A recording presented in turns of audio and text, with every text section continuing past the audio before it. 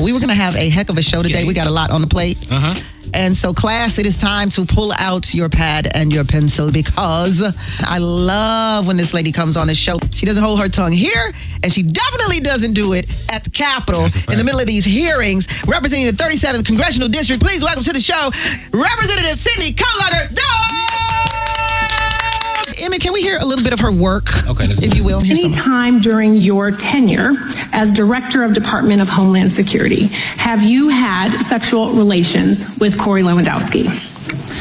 Mr. Chairman, I am shocked that we're going down and peddling tabloid garbage in this committee. Ma'am, one thing that I would tell you is that he is a special government employee who works for the White House. Advisor, it is okay for you to be no authority by the to be making any decisions. It is okay for you to be offended by the question. Making but it is also a real question. So what I would say and you should be able to answer the question. What we do at the Department of Homeland Security every single and without any hesitation, every single day is to protect if someone is asking if you or any federal official is sleeping with their subordinate. That should be the easiest. You should be wanting to answer that question. I want to let you know it is about your judgment and decision making. It is about the 260,000 employees that work under you that want to make sure that you are giving information and making decisions clearly. It is about conflict of interest. It is about a national security risk. Department of Homeland Security was created right after 9/11 to protect the homeland. And DHS has circulated an internal bulletin to law enforcement partners warning that the conflict of the war we're in could inspire lone actors or small-scale cyber activity inside the United States, according to a memo obtained by ABC News. So American lives are at risk. The people who work for you are at risk. And they want to know that the person at the top, you, are making decisions clearly without any sort of cloudiness. That's what this is about. It's cracking in the tea room with Tammi Mack at 520. Well, she's cracking in the tea room, all right. Representative Sydney Kamlager-Dove in the House, taking down Kristi Noem. You got the girl fired. She got her pink slip.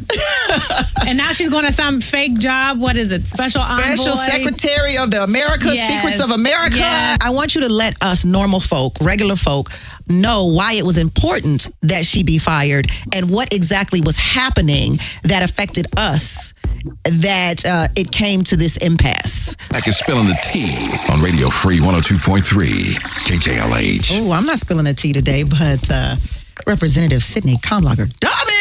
Yes, thank you so much for being here again. So the first thing we want to talk about is Kristi Noem, who got fired after that treacherous hearing. And you calling her to the carpet for several things. Right. So Kristi Noem was head of Department of Homeland Security, one of the largest departments in the federal government, okay? It's got like 16 mini agencies underneath it, 260,000 employees. When you're thinking about TSA folks at the airport, that's under her. Your FEMA money going to people in the Palisades and Altadena, that's her, okay? When you're talking about Border Patrol and ICE, that is her. So Kristi Noem had not been before Congress since she had been confirmed. 13 months, and Boo had not come before House Judiciary. It's her job to come before us because we provide oversight. Now, how often should she check in? She should check in as often as we want her to. Okay. Okay? So we could actually call her in every week. I can't do that because I'm not in the majority party. That's the Republicans. Republicans were not planning on calling her at all until them folks got shot up and killed in Minneapolis and the 5-year-old child got arrested. Okay? And then everybody else across the country was like, hold up, this is bad. Let's call her in. So that's the real talk. And she had to come before us and answer questions. So my question is, if you're head of the department, who's making all these bad decisions? You spending $220 million on an ad campaign? Which she said Trump gave her authority to do. Yes, and then Trump, threw her under the bus and said no. Now, $220 million for that campaign is more than it cost to make the movie Oppenheimer, more than it cost to make the movie Barbie, okay? I don't know if anyone who saw that movie and said, okay, I'm going to self-deport. I also love in the commercial, she said, this is about the dreamers and the innovators. And real talk, since we're a country of immigrants, wasn't it the immigrant folks who were dreaming and innovating and helping us become this great country? Okay. There was actually a bill put forth called the Dream. Correct. The Dreamers, the Dream Act. So I had to ask her these questions because I believe that there's some conflict of interest. She has this person who she wanted to be her chief of staff, and Trump said, no, he's not qualified. She kept him on in this special capacity. He has unfettered access, undisclosed power. Supposedly, he was hiring and firing FEMA administrators. Well, California, we haven't gotten our FEMA money.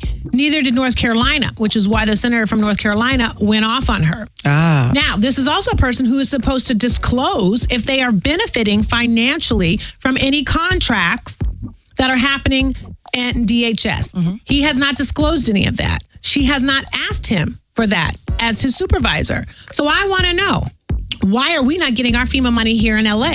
Is it because of this person? Who's making the decisions? Who's making the decisions to terrorize and brutalize and detain and deport U.S. citizens and folks going to court for their immigration status hearings, right? What is your judgment, lady? What is your judgment? Do you think she was working at all?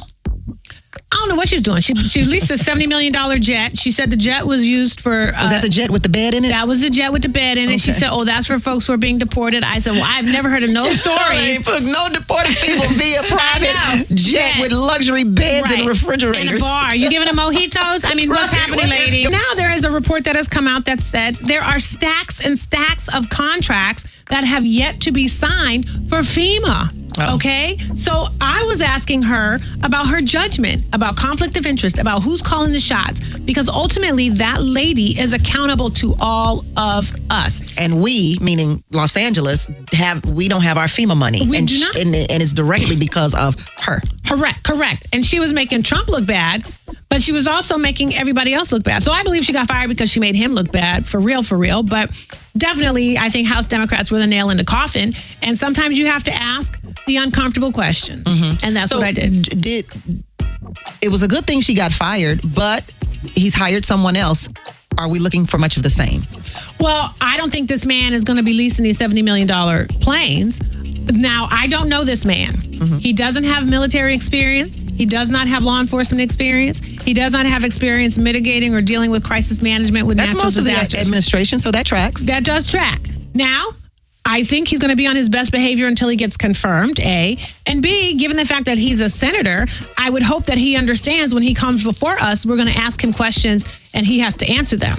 Now, I don't know if he's going to be better than that lady, but, this is who the man picked, so we're going to roll with it. But he should know that we don't pull no punches and we're going to ask the tough questions because the American people are hurting right now. Their pocketbooks are hurting. Yes. And we want our money. Can we talk about the Epstein files or no? I mean, we can. I'm not in them, so I can talk about them. So I'm not. Well, I'm not in them either, so I guess we good.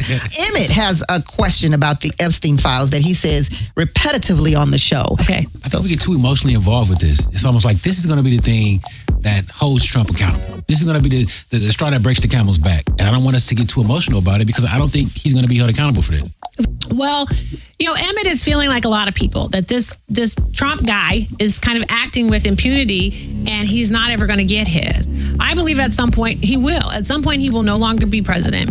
And he has created such precedent now with his antics that he sort of opened the door that we can come after him. He can be deposed. He can be subpoenaed when he's out of office. He just did that to President Clinton. Yeah. So what is good for the goose is good for the gander. I think the issue with Epstein is we are actually trying to hold rich, powerful, influential people who are also predators and pedophiles accountable. We are trying to stand up for survivors because so many people feel like the richest of the rich are able to do whatever, and I'm here trying to struggle and get mine, and I'm the one that's always sort of thrown under the bus. All the time. And I think the Epstein files is an answer to that, to say, no, we are going to fight like the Dickens to actually protect and support survivors and let people know we're going to come after you. If you're a donor, if you're a big financier, if you work for an administration, we are going to come for you if you are using the government to shield you. But Congress hasn't come for anyone yet. I'm going to correct that. Okay. Department of Justice or Department of Revenge hasn't come for anybody except the survivors. Congress has been the one pushing for the subpoenas, telling people they need to show up. the Democrats in Congress were the ones that pushed, with some Republicans, pushed for the discharge petition to actually get the files released. It's Pam Bondi and the Department of Justice that are saying we shouldn't have to release the files. It's Donald Trump who said there's nothing to see here. It's the Department of Justice who only released half of them, that redacted some things, but then released names of survivors. They're the ones involved in the shenanigans. But it is Congress that has been pushing to release them, to apologize. I mean, when we had Pam Bondi before our hearing, it was Congress that said, you need to apologize to these survivors. She refused. She did. And they were standing right behind her. Mm-hmm. And she's up here saying, oh, I support victims of human trafficking. Okay, there's like 12 of them right behind you. So we've been pushing. Pam Bondi was very snide. She was abusive. She came with her little burn book. She wanted to be nasty. She was yelling at me about Culver City. Mm-hmm. She also wasn't answering any questions. She wasn't answering any questions, and I was wondering where she got her information about Culver City. I was. It was like, what? Culver City what? Like Mississippi? So she's also been subpoenaed, right? She's been subpoenaed by Congress. So I think we're trying. We have an uphill battle, but we have people on our side. The American people are like, hey, what's up? Because they're suspicious. They say, why are these people working so hard to hide stuff? He's also pressing for the SAVE Act. Recently the president said, I'm not going to sign anything until Congress passes the SAVE Act. Well, the SAVE Act is about voter suppression.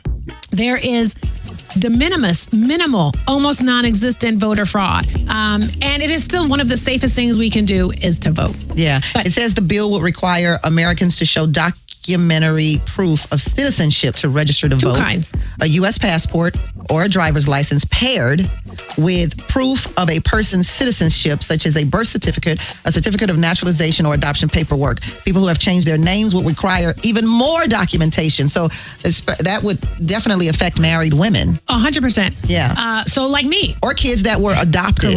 Correct.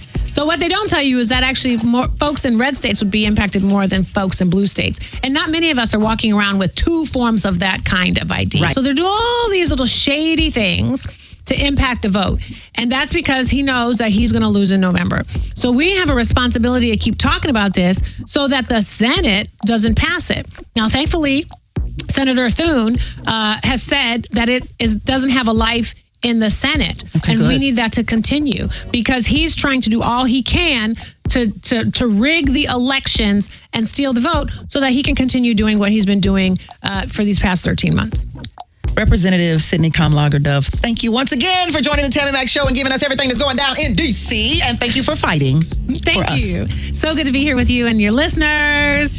And we will see you again, I'm sure. You will. You will. Keeping it true to the culture. Radio Free. This is KJLH.